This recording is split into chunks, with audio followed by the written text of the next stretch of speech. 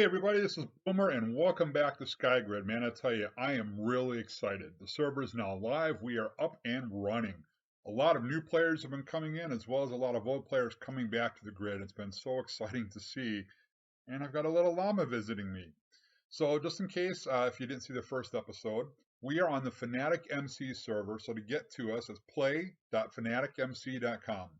Just so that you guys are aware, I am not receiving anything from the server for this. I've received no financial payments, no in-game benefits. This is where I simply like to play. We've got a great community here of people and staff who really want to have a fun time. And so I'm going to take you through some of the things that you're going to see here in the spawn. And this has been built by our developing team and builders. They did a phenomenal job. So let's kind of take a look through it. You'll see going on here this way, we've got a few different things. For those of you who aren't really familiar with Skygrid, let's kind of talk about what Grid is. Again, it's a game created by Seth Bling where blocks are placed every 4 apart and they're all random. There's spawners, there's different types of chests with loot in the grid, all sorts of fun things for you to find. And as you're making crops and you're farming stuff, you have different things that these guys here will buy from you. So for example, if I right click on this, all these ingots and ores I can buy, or I can sell, I can sell to the villager or I can sell the actual ores themselves. Same thing here, mob drops. Any of those can be purchased by that villager along with anything that you would farm. And you're going to see here some weird things in here, right? Elderberries, cabbage, curry leaf. We have a plugin, if some of you might be familiar with it, called Slimefun. I'm telling you, it is crazy. If you've ever played Sky Factory, it's very similar, and it is a long process of developing to reach a lot of other features within the game. They're just some incredible stuff that we're going to explore over the next, whoever knows how long we have this map, to try to learn all that and play that along with you. Now, when you first come here, I'm going to encourage you to stop and read through this guide. If you right click on him, you're going to see a lot of things. Getting started, please read this. Please read this. Because I tell you, so many people come on and they're so excited to get going, they jump in that they forget to actually understand how the game works.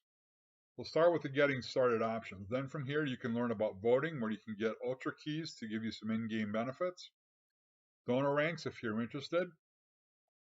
More information about the server, and then ultimately the plugins and commands that we have on a server that you have access to that can get you things within the game, as well as help you navigate through the world of Skygrid here. So you'll see we have Slimefun. We have a mob arena where you can PvP as well as fight mobs. We have the Crazy Enchants. Oh my gosh, if you've ever played with Crazy Enchants, I love it.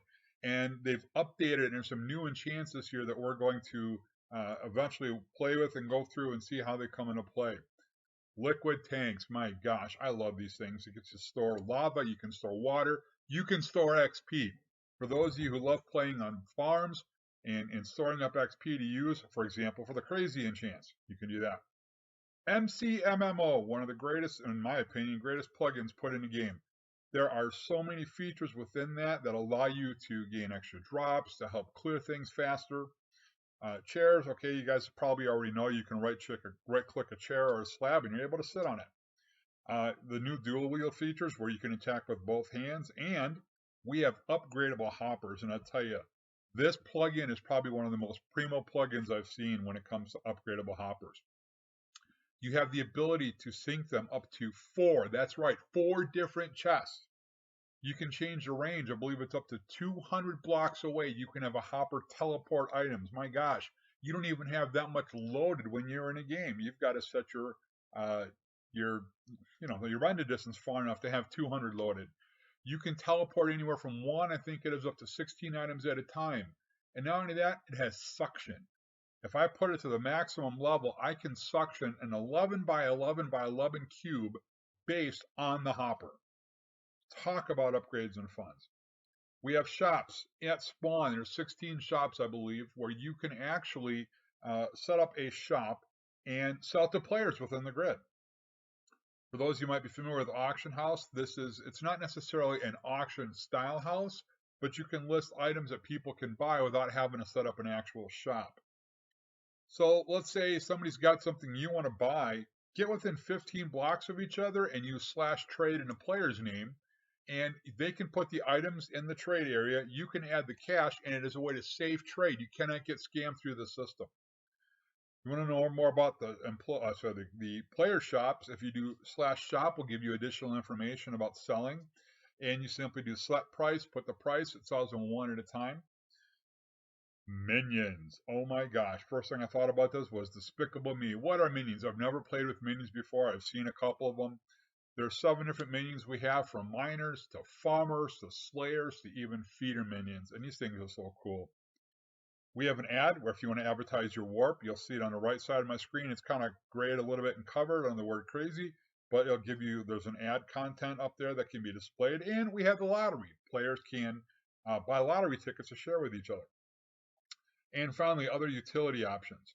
If you want to see what your previous name history is or other players, you can use that. You can choose to turn off picking up loose items on the ground. So if you have an inventory full of stuff or you don't want other players picking up your loot, you simply can turn that off. Now, for me, I love set warp. Set warp is a command to allow you to place a warp where players can come to you and, for example, you can set up a shop. They can buy from your shop, so you don't even have to be online and you'll still get the money. And based on your rank in game depends on how much it will cost in the term of ultra keys. So real quick, we're not going to spend too much time on this yet because the get keys plugin is being updated. But ultra keys are one thing that you receive from voting for the server on various websites. If you are a non-member, in other words, you've never purchased a rank and you've never voted for the server, or you have not voted 10 times, your name will be gray when you come on a server. To use the set warp command, you would have to have 15 ultra keys. Well, a simple way around it is to vote 10 times, you become a member, and then you can do it with 10 keys. However, once you've bought a warp, you bought a warp, you bought a rank. As you've bought in a rank, you are able to use less and less keys the higher rank you buy. Now, I will encourage you, in a few days, once the get keys command has been relaunched, I will, for anybody who asks me, for at least the rest of this year for sure, if you would like a set warp, once you have the ultra keys that would cost me to set a warp, which is 1, you can give me the ultra key and I will set the warp for you, so long as the name is appropriate for the server. The Craftbook, look at all these options that are available in a Craftbook. I haven't even started to touch these. We're going to spend a lot of time, and as a group, as a team, guys, we're going to go through every function on the server and try everything and see how this all works. The featherboard is that little thing you see on the right side where you see underneath the word crazy. You can toggle that on or off. We have player reputation. Somebody does a really nice thing for you, you can rep them positive to give more information. Now, I'm not a big fan of the marriage command. It's something you see a lot on creative. We haven't seen much of it being used here on Skygrid, but it's available for those of you who like the story modes. You can choose to turn PvP on or off in certain areas, and you can also show items in chat. So that's kind of the list of all the plugin info. So if you would like, we have the Crazy Enchanter, or you can simply do /CE to bring up the Enchanter. And for those of you who are familiar with it, you've got all those options. We'll spend more time talking about Crazy Enchants as we go. Hello, Mr. Pumpkin Patch MC. You can sell, meaning the villagers can sell. You can purchase different items. So if you want to purchase stone, or you can purchase red sandstone, same thing. If you want to purchase different wood items and different things from different color options. We'll talk more about those as we go. If you'd like to learn more about the ranks, as this young person here happens to be doing, you can see all the information about the ranks, as well as the protect blocks, the shop features, some more basic stuff. Please read these signs, read the basic guides when you get started. Over here again is the rank information if you'd like to know more. And, whoops, walk right by it. For those of you who'd like to know more about the liquid tank, we talked about these. I've got these set on my base, currently right now storing up lava. 7 glass, a plain, normal, vanilla crafted hopper, and a comparator. And it looks like this. If you've got lava, you simply right-click by standing on top. With lava, you simply right-click the bucket onto the hopper. If you want to put XP on here, you would stand on top of it and hold down Shift, and it will put the XP in there for you. You simply remove it by using bottles. Let's check out this beautiful spawn these guys made. Our build team was awesome. Now, if you'd like to place a shop here, instead of creating a warp, you just want to have a nice place to sell stuff. If you come in here, you'll see this shop can be rented for $10,000 a week.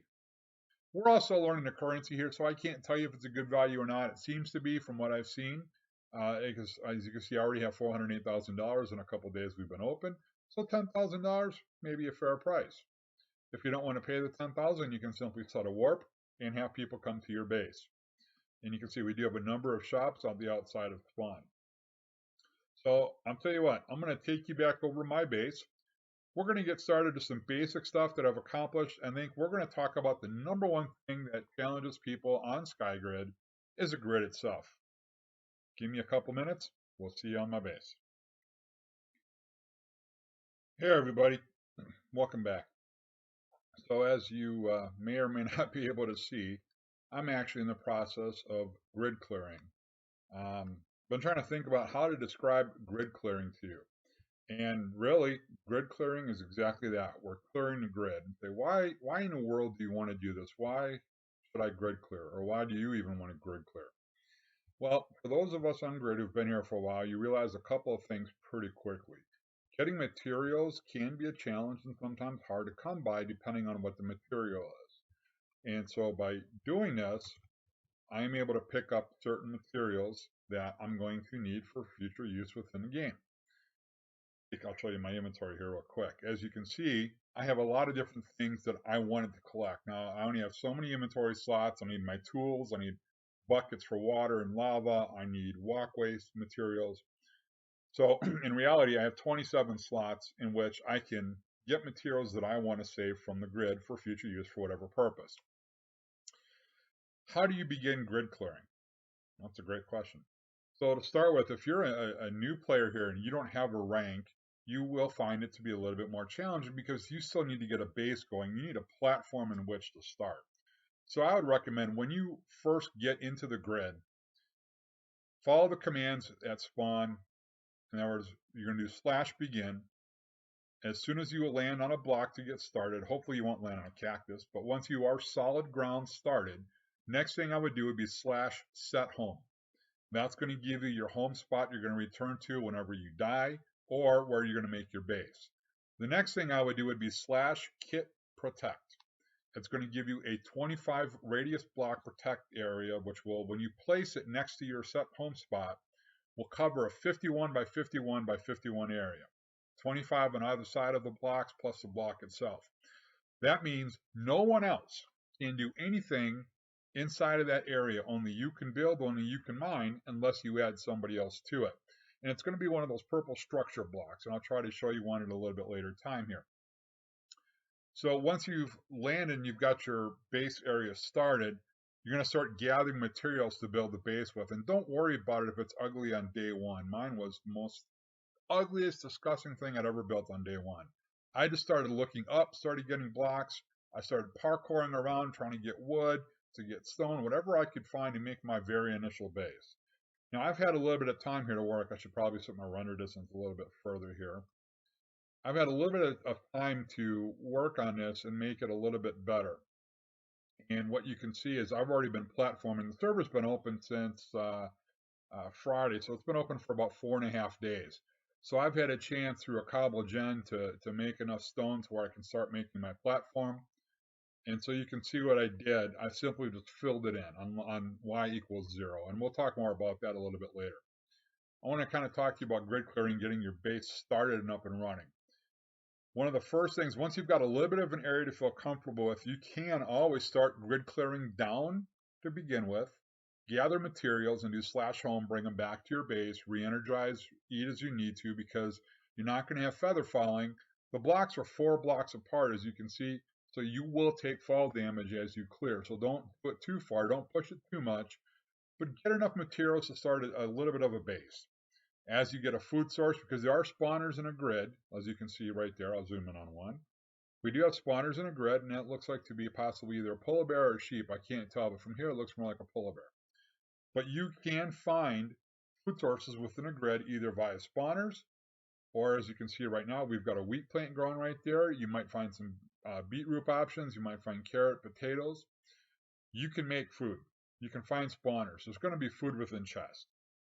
So as I say, you know what? There's no reason why you can't be successful and get started. Now, you want to grid clear.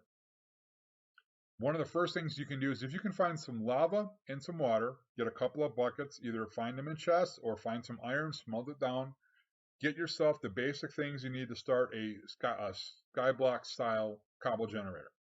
That will get you going, to get you enough materials to expand and even climb all the way up here to the top. The problem is if you want to continue to come back up here to grid clear, you have a couple of options. You can either get enough wood, put ladders on the side of your pile of cobble that brings you up to the top layer. You could use a water elevator to do that. You could simply, do the new water mechanics in 113 that will allow you to put soul sand down and place source blocks all the way up, fly you up here. Another option is to ask a player such as myself with one ultra key, ask me to set a warp for you, and I'll set a warp up there. And as long as you don't break that block, you'll be able to come back up here over and over to grid clear as much as you need to. Now, if you don't have a rank and you don't have armor, one of the things you want to try to get from someone, and we've just reset the server, so it is going to be a challenge, would be to get Feather Falling 4 as quickly as possible. As you fall from block to block, you are going to take fall damage. I do have Feather Falling 3 on my boots. Now, with my rank, however, I do not take fall damage. That is one of the perks of my rank, so it's a little bit easier obviously for me to grid clear. You'll have to stop and regenerate and eat food and gain your health back from time to time. But the higher level of Feather Falling you can get, the better it's going to be for you to grid clear. So let's kind of talk about this real quick. I have 2 walkways up here. Hey, the spawner just went active. Should we tonic watch it and see what it is? Oh, that's clearly a polar bear. All right, so we know I've got a bear up here. We'll figure out if I can use that to my advantage later. I have 2 walkways up here when I clear. I do it in sections of 100 by 100. So for example, from 9,900 to 10,000, I might set one of those walkways, and then on the other axis, I'll do the same thing. As I've cleared the blocks behind me, this walkway gets demolished until I work my way back here. Then I come over and build the new walkway out 100 blocks, and as I clear down, I destroy the walkway as I come back to this row and continue on. As I'm falling, I'm also trying to make sure I clear water and lava from the adjacent columns as I go down so I don't accidentally fall and hit that lava. Look at that, I got a guardian spawner. Oh, wow. Nice. Maybe I can use that at a later time too. Right now, I'm not clearing any spawners. I'm leaving them all in place until I've got my base cleared and figure out what I want to do. Just from this view already, just sitting here, I can see 4 or 5 spawners. 5, 1, 2, 3, 4, 5 spawners. Oh, there's one in the bottom left corner I need to see. From this view, you can see 6 spawners in a very small area. So in other words, what does that mean for anybody in a grid? If you can figure out how to build the grinder around it, you can get any kind of material very easy within a grid. It just takes a little bit of time and effort. If you need some help, there's a lot of players on here that can give you some suggestions on how to build different grinders for the different mobs. But right now, I want to talk again more about grid clearing. So again, as I said, I'm going to come out to the end of this row. And I have 4 different tools I use. I use the sword, which is going to be replaced with shears at some point. I just haven't done it yet because I'm still learning about a few of the other features within the game. Shears because I want the spider webs in their original form versus the string. I can always replace them and turn them into string if I want, or simply make a grinder out of a spider.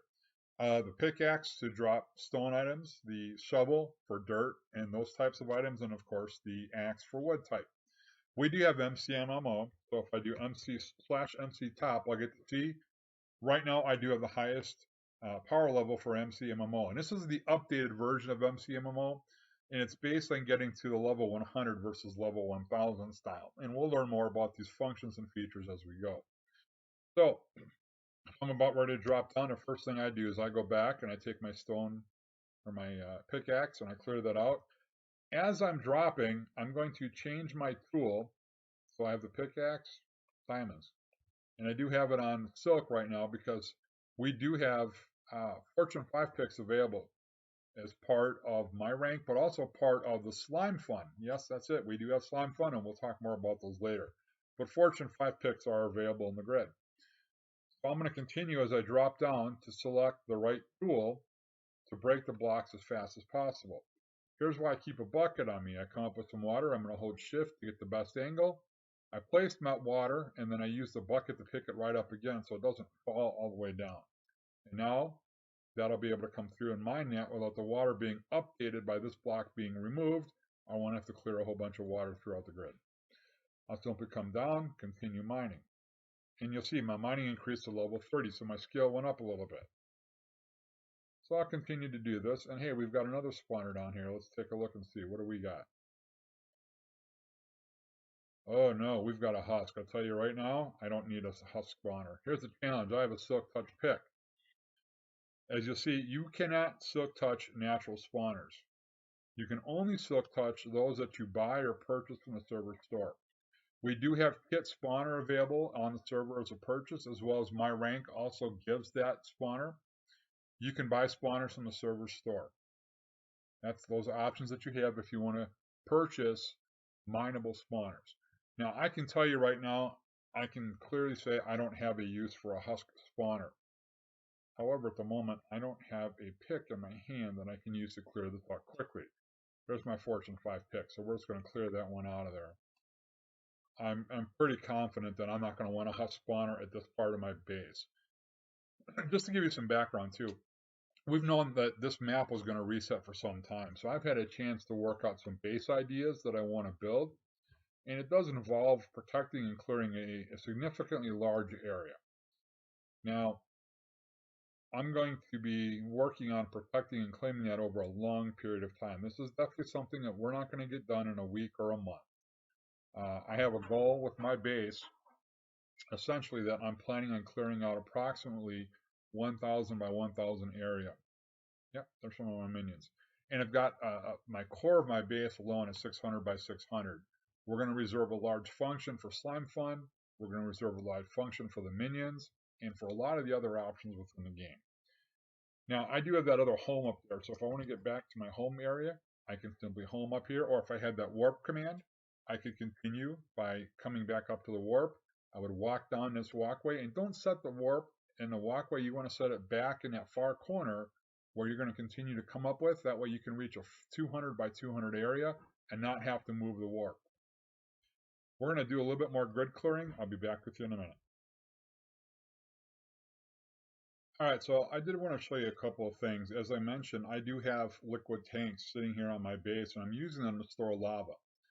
And if I want to see what's in these tanks, if I right click on them, I can see at the bottom comes up, they are full with 30 levels of lava. Essentially, if I remember right, it's approximately 16 buckets will fill this up.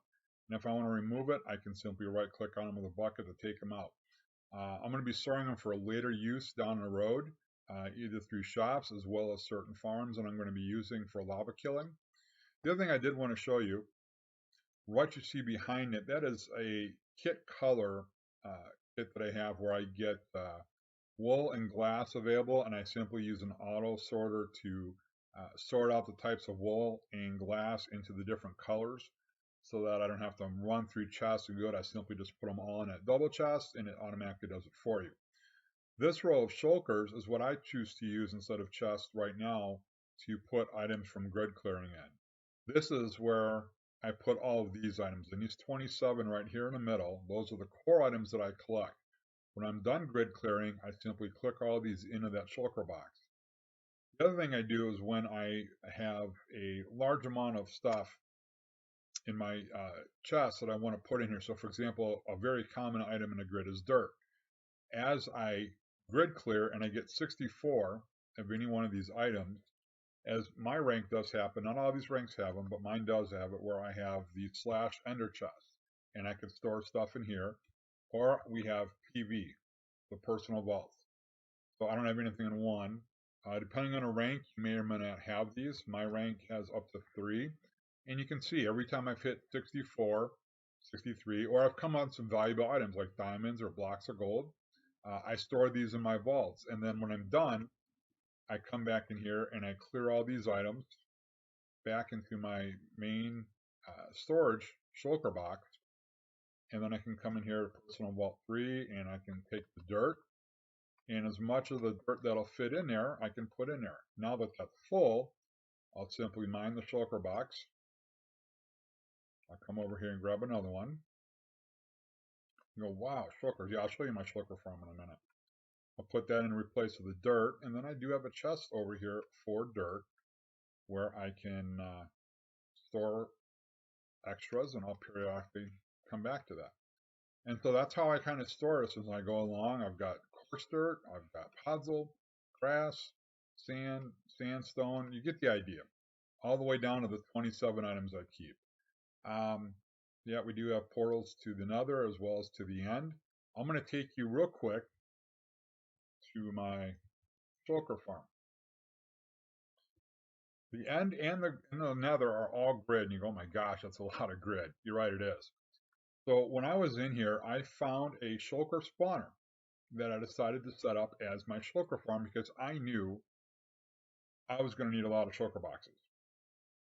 And so I went around and I cleared about 16 to 20 blocks in every direction, up and down and left and left and right again, to give myself this big box. And you can see there's the spawner right there.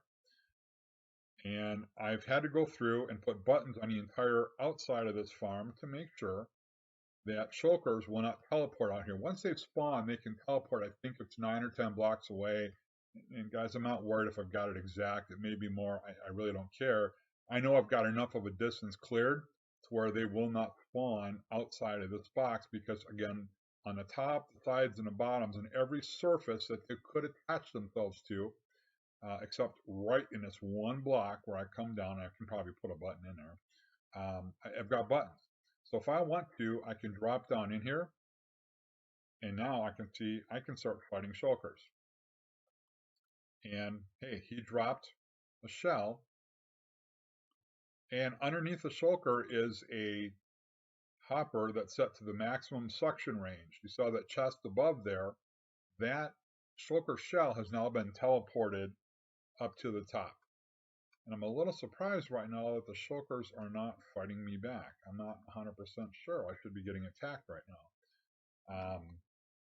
I'll get a hold of the admin that's online and we'll take a look into that, why it's not coming after me. These could have been old ones that were left here, but we'll find out in a minute if they start attacking me or not.